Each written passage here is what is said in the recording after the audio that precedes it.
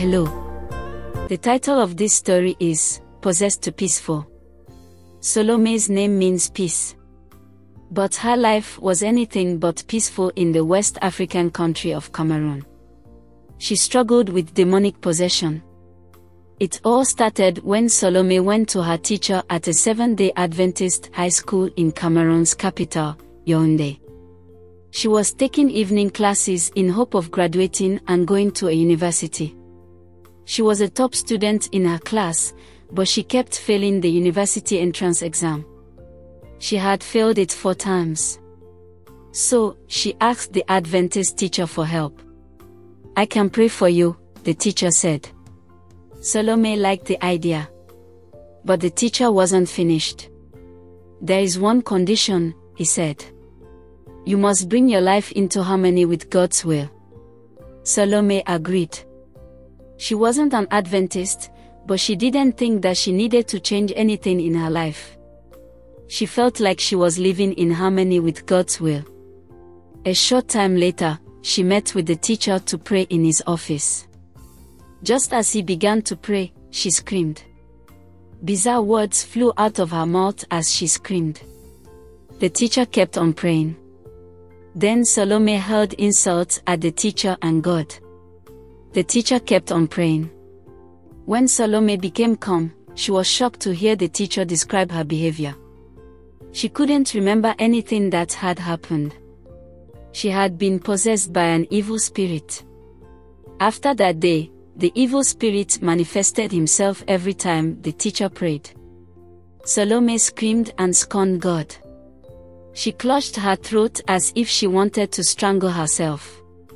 Sometimes, a foul odor, like a decomposing corpse, filled the room. Always, the teacher kept on praying until Salomé returned to her normal self. When she was calm, the teacher also talked about God. Salomé began to see that her life was not in harmony with the Bible. She learned about the 7-day Sabbath. She learned about honesty. She realized that it was immoral to live with her boyfriend. She began to make changes. She left her boyfriend and went to church on Sabbath.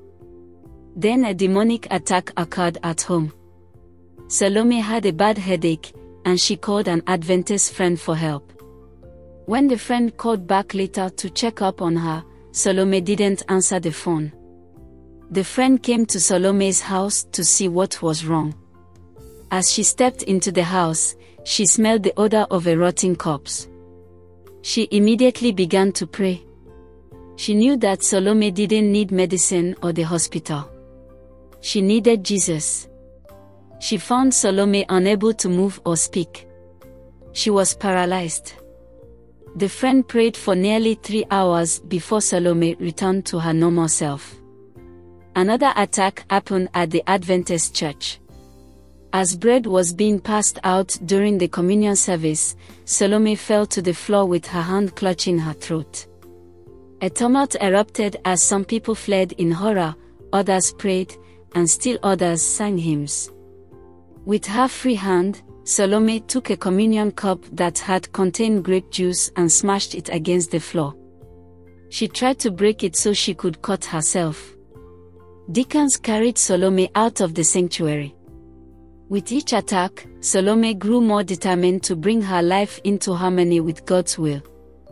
She finished Bible studies and decided to give her heart to Jesus in baptism. The evil spirit made a final attack.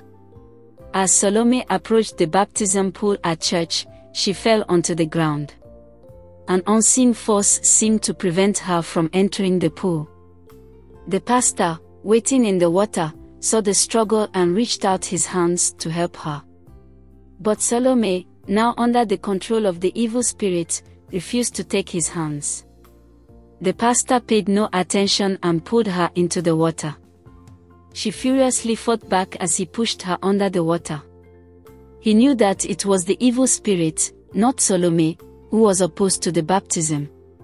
When Salomé came up from the water, the evil spirit left. She smiled with joy. After the baptism, the evil spirit never possessed her again.